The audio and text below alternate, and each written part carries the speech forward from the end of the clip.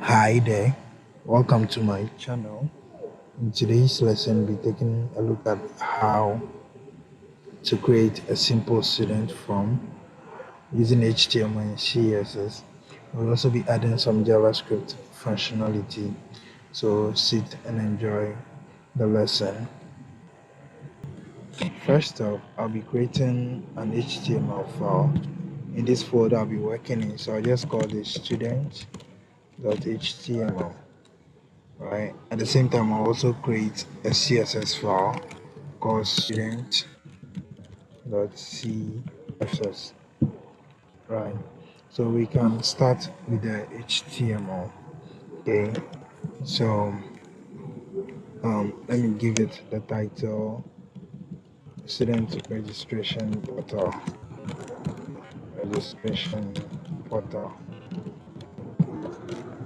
Then I'll be linking my CSS here, so I'll do that right away. I'll call this student.css. That'll be my href. Okay. Then going into the body, the first thing I want to do is to create a class container. So I'll just create a class container like this. Now this container is going to have a sub container, right? And the sub container will contain our form, right? So this is the whole idea behind it. This container contains a heading and also another sub container that holds the student. So yeah, I'll just create the heading first using h2. So I'll create a heading and say student registration form, right? And then like I said, I'll create a sub container. So I'll call this sub container, and then this sub container is going to contain my form. So I'll put a form here. Yeah, I'll put a form here, and then I'll give this form an ID called registration form, right there, registration form. So the form is going to hold the the fields for input. So for every field there will be a label and also the input. So I'll do that right away. I'll have a label for, let's say, first name, and then this will actually be first name. Sorry about that. First name, and then first name is going to have an input. So I'll create an input with a type text, and I'll call this what name should be first name. I made a mistake here, so I'll just change that. Yeah, first name, I got it. And then I'll give this an ID. The ID is going to be first name, right there, right? And I'll also make it a required field. So we cannot submit until we enter in this particular field. Next, I will create a label for last name, the same procedure. So label for last name, I'll give these. So I'll display last name, right? And then the last name is going to have an input, right? Text. It has a name, last name, and also an ID, last name. It is also required, right? Meaning the user cannot make a submission until they fill out this section of the next field I want to add is the index number. So I'll say label for ID, and that is this. I'll display index number, right? Or student ID, both ways is the same thing. Index number, it will have an input type number. We'll also be taking index number in this field, and then that is pretty much everything. So it can also be a required field. That is, if we agree that every student should have an index number, then it can also be a required field. The next thing I want to take is gender. So I'll create a label for gender and I'll display gender. Now for the gender, I will not use input, I'll use select, because I want the student to be able to select his or her gender. So I'll be providing it with the name gender, and then I will not give it an ID though. So here I'll create three options. Three options. So the first one will be empty, the second one will take male, and then the third one I'm going to put female. Right? Then the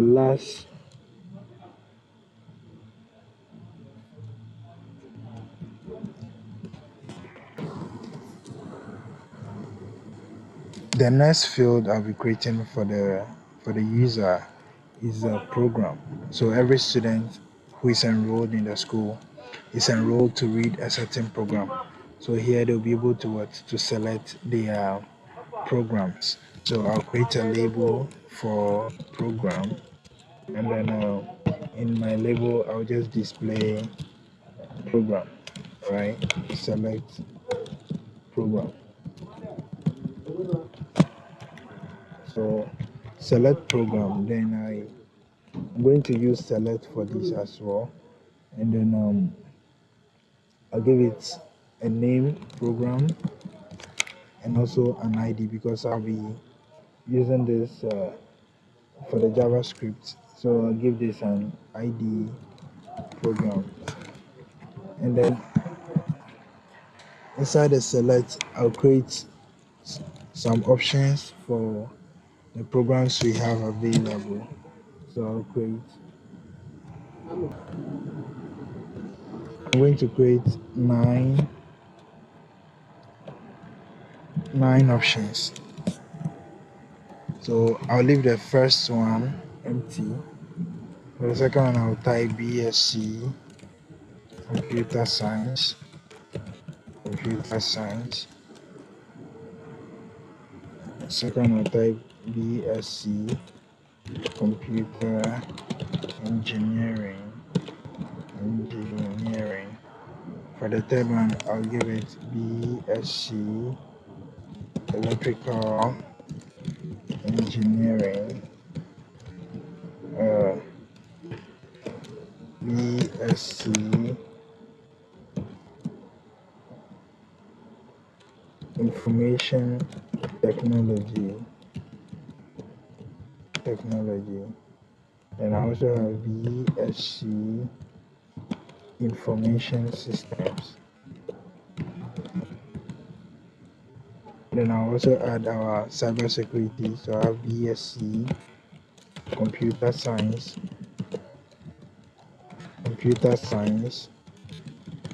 Cyber Security.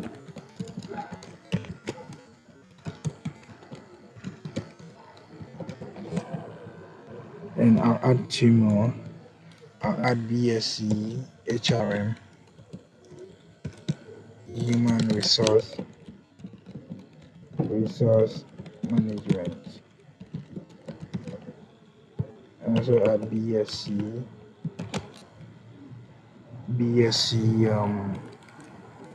what else can I add? So yes, I'll add business administration. All right, that is looking good. For every student, they are enrolled for a particular year. So I also create a label for year. So that'll be the year of study of the student, right? So I'll be taking this input as input type is going to be date. So the input type to be date, and then that's it. So it will have the name what year. And that's also, I'll go live and let me see how my my form is looking. This is how the form is looking so far. As you can see, there is no styling. It's not in any order. It's not arranged properly. Right? It's not really making any sense. But then, so with CSS, we'll be able to style it and make it appear nicer. Now back to the code. I'll be adding another container called button. For 2 buttons, I'll be creating. So we're creating 2 buttons, and then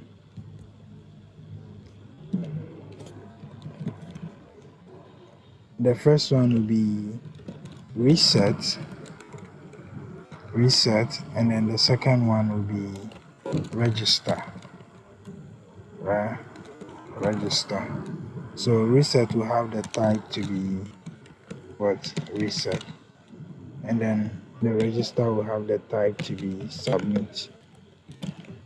So those are my 2 buttons, and in this very container, I'll create a paragraph.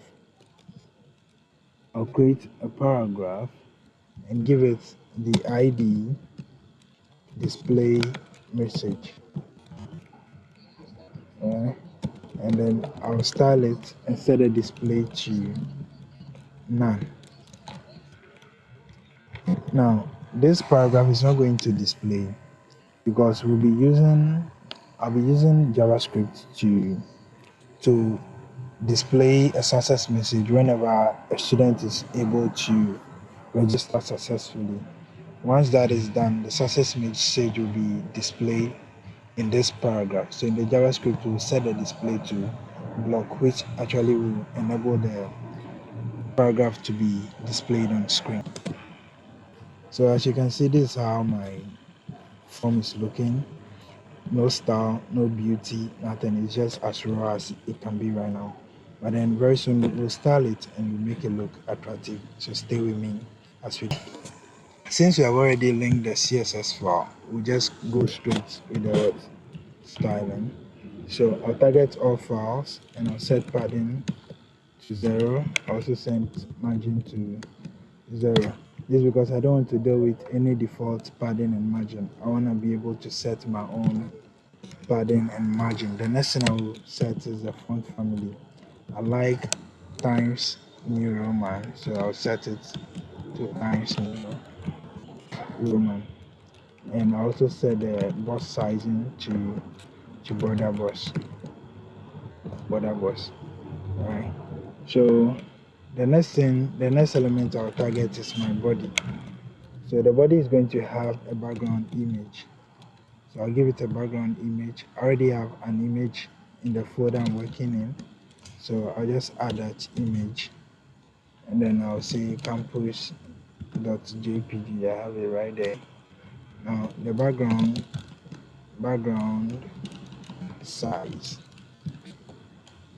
I'll set that to cover. Background position. I'll set that to center. And then background repeats. I'll set it to, sorry about that. I'll set the background repeat to no repeat. So it doesn't have to look like a tiled image. Then background attachment, I'll set it to fixed so that when it happens, I will scroll through the page. The background does not move together with the scrolling. This is how it is looking like so far. After adding the background of the school, this is how the form is looking. The next element I want to style is the main container. So don't forget, the main container contains 2 things. It contains a heading and also another container, right? A sub container. So I'll set the height to 100 of the viewport height. I'll set the width to auto. Then I'll set the display flex. So the heading and the other container can be displayed side by side. Right, so let's take a look at how it looks. So this is how it looks like. You can see the heading at one side and also the form at the right hand side. The next thing is I'll set the flex direction to column, right? So that they can now be on top of each other. After setting the flex direction, I want everything to be in the center of the page.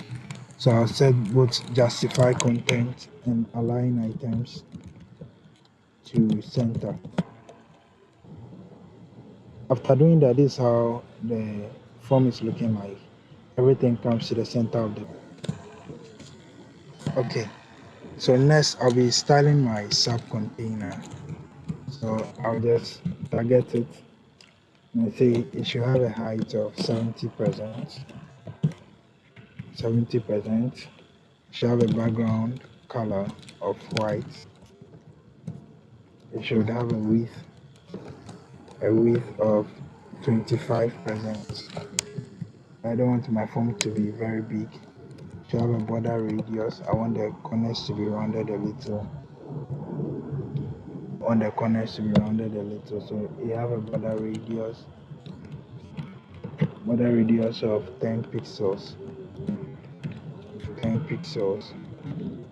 Then I will also give it a box shadow.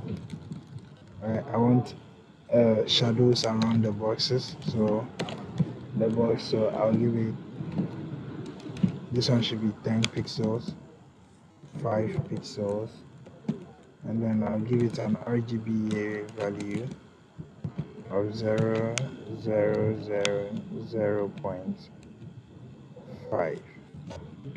Right, so with all this done, this is how the form looks like. Right, it's starting to look meaningful. The next element I want to style is the form itself, the form container, right? Because there is a form. The form is also inside what, a container.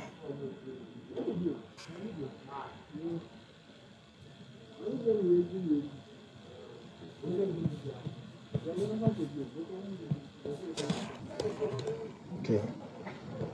Yeah, so I'll go ahead with styling the form container.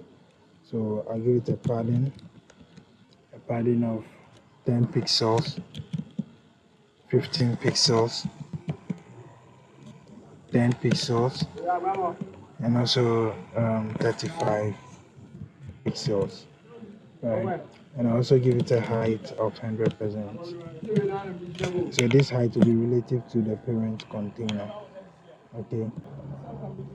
So this is how the form looks as of now. The next element I'll be styling is the form input and then the select fields. So I'll target it, form input, and then select. Right. I'll set a display to block. I will give it a padding of 7 pixels so that there can be enough space within the fields for us to type in. Give it a border of 1 pixels solid gray. I'll give it gray, and then I'll give it a border radius of 12 pixels.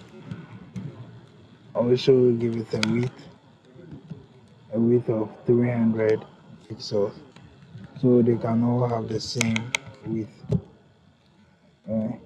I'll give them some margin at the bottom.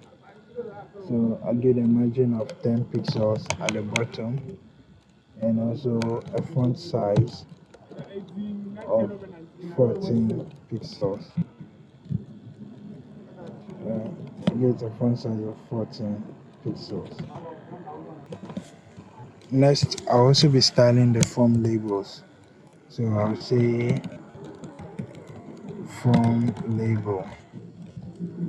Then I will style it, the font size. I'll make it bigger. So the font size, let me just use 1.2 EM. I will also Also give it a margin at the top, of 10 pixels. 10 pixels. Then I'll also give it some font weight. I want it to look a bit bold, so I'll give it a font weight of 500. Right? Then the next thing I'll be styling is my heading. So I'll target a heading this way, and then I'll use font weight. I'll set it to 1000. Set the font size to 2.3 em. I'll set the alignment text align. No, text align to center. I'll also, alright, so let me see how it is. Okay, so this is how it looks for now. I want the heading to go up a little. So to do that, I'll set the position to relative, and then I will set the bottom to around 23 pixels. Okay, and then I give it a color. So I give it a color blue, not necessarily blue, but maybe a variant of blue, something like this. No, something like this. So let's see. This is how it looks. I think this is okay. For me, this is okay. The next element of the styling will be the button container. So just target it. I set the display to flex. So this very container contains two buttons and then a paragraph that will be using JavaScript to write the display to. I set flex wrap to wrap so that the paragraph will be displayed on the next line. I'll justify content to space evenly, and then I'll set a height of 85 pixels. Okay. Then I'll go and start the buttons themselves. So I'll just target the buttons in that class, give them a padding of 5 pixels top and down, 10 pixels left and right. Give them a border radius of 12 pixels. I also give a height of 35 pixels. I will give it a border, set the border to none. I will give them a background color. So I want them to have the same background as the heading. So I'll just copy that and paste it here. Then I'll give them a color, which is actually the text color. I'll set that to white. I'll also set the font. I'll set the font size to 1 em. I'll set the cursor to pointer. So whenever we hover on these buttons, the cursor changes to pointer. I'll set margin right to 40 pixels. Set the margin at the top, to 5 pixels. Then that'll be it. So let me see how it looks like. After doing all that, this is how the form looks like. No animations, just the form looking plain and simple. Now the last thing I want to do is to style my display message, right? So I just target that display message, and then I'll style it. I'll give it a color of sea green, and then I'll give it a font weight. Should be bold. It should be the font size should be 16 pixels. Now note that this display message, this is the ID of the paragraph that I'll be writing the JavaScript to.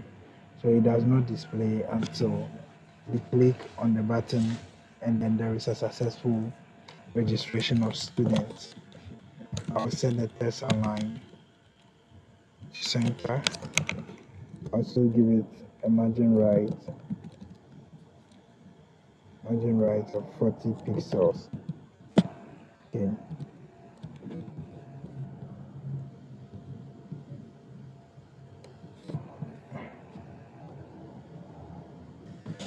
For the final part, I'll be adding the JavaScript. So I'll just write script and then I'll start a declare variable constant form should be equal to document dot get element by ID. Then I'll get the ID of the form, which is the registration. Let me check it since I forgot. Yeah, so that is registration form. So I have that. I'll declare another variable called constant display message.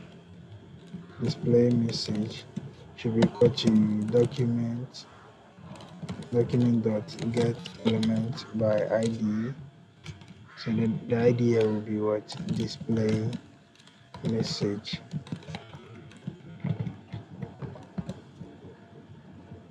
The next thing I'll do is add an event listener to the form. So the form will be listening until we click the button submit. Right, so we'll say form dot add event listener.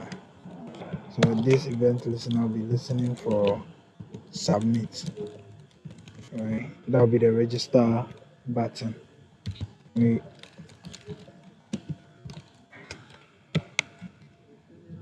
add a function and then we write. So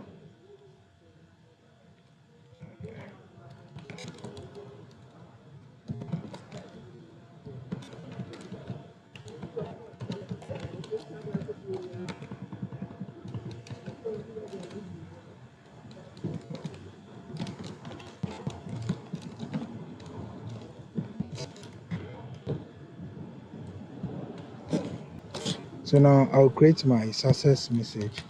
So I'll take my variable success message and I'll create a test content. JavaScript is case sensitive.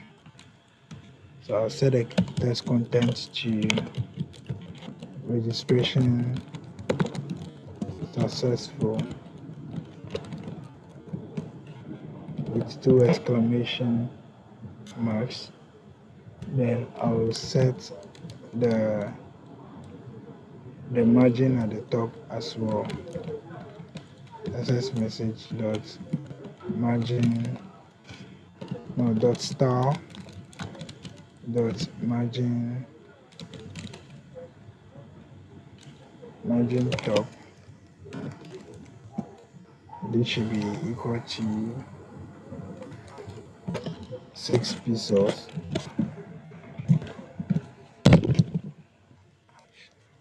Also I'll set the display to block so that it can display whenever we finish with it. So the display should be equal to block, right? Meaning that paragraph will never display until we have a successful registration. The next thing I want to do is that whenever I register successfully, the form fields should clear automatically. So right after I display the successful registration, I'll reset the form. Then I also set a timeout so that the success message will display after some time. So use this.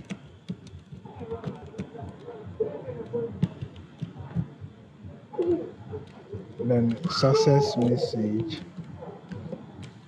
dot style dot display should be equal to none. It means after some time it will disappear again. So I'll set the timeout here. So I'll give it this value.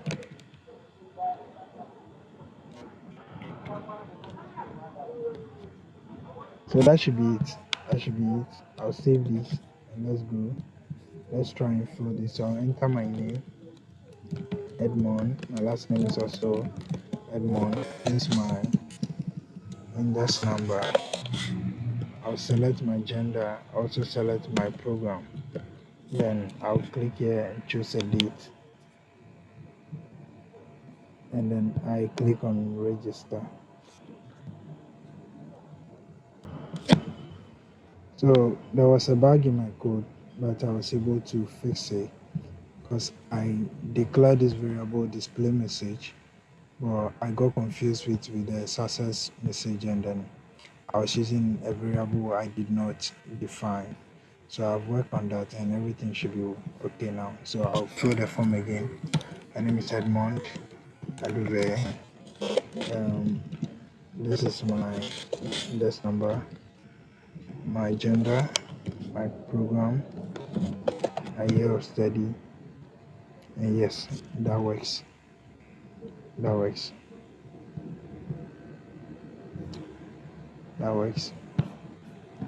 So that's it for today. Thanks for staying around. Make sure to like, subscribe, and follow this channel for more. Thank you for coming.